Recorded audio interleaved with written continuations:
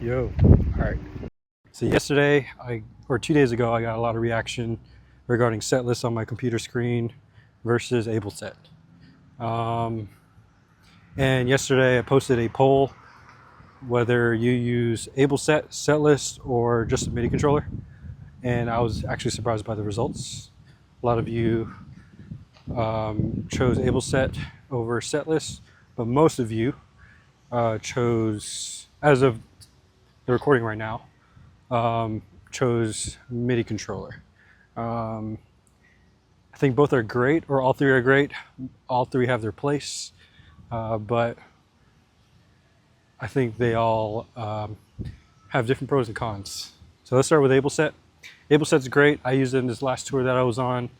I was using the same two computers every single night, and it was easy because they were on the same network. So I used AbleNet that comes with Ableset to sync the computers. And so, for example, if I was on primary and pressed play just on the mouse on Ableset directly, it would automatically start the backup computer in the same exact song at the same exact time. That made it easy for me, so that whenever I had to switch to backup, it was good to go. My hair's going crazy. That was great. It made it easy. However, and also, I didn't necessarily need Ableton Suite, even though I did. You can use it on Ableton Standard, and it was a lot cheaper. However, moving it from the two computers to another set of two computers would be not as easy as far as I know. The process would be unregistering it from the two computers online, and then re-registering it to another two computers online. And so, from my understanding, if you didn't have internet connection, you would be out of luck. Now with Setlist, we'll start with the downsides first. The downsides is I think it's double the price of Setlist. I could be wrong. You would need Ableton Suite since it's a Max for Live device, and there is no equivalent to AbleNet, as far as I know. The good thing about Setlist is that you can pop Setlist into your session, collect all and save like normal, as if you're transferring a file, a project folder, and saving it onto an external drive or to a cloud drive, and then bring it into another computer that had Ableton Suite, and you'll be good to go. I think the ease of that is great.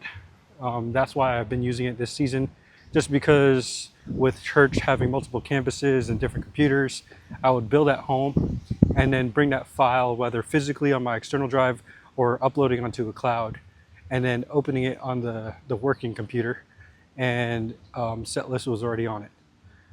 I think that was super easy, and I didn't need to register a license or anything. That was just great.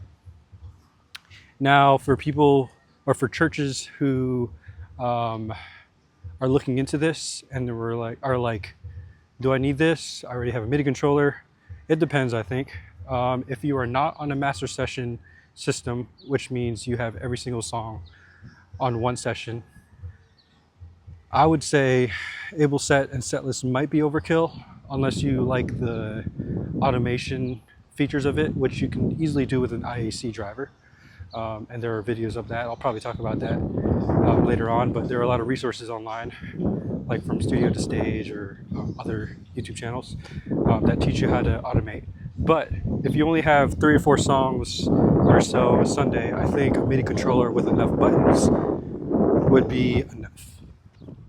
Now, if you are on a master session system where you have every single song in your session, I think Ableset or Setlist would be great. If you're on Ableton Standard, just go ahead and do Ableset, especially if you're not moving computers. I would just say Ableset, half the price, put them on a network, have primary and backup synced up automatically, super easy. If you're on Ableton Suite, I would probably still say Ableset. Setlist is just great if you're building from one computer to another, and if you already have Ableton Suite. So those are my thoughts. Let me know what you think in the comments, and I'll see you guys later. Thanks.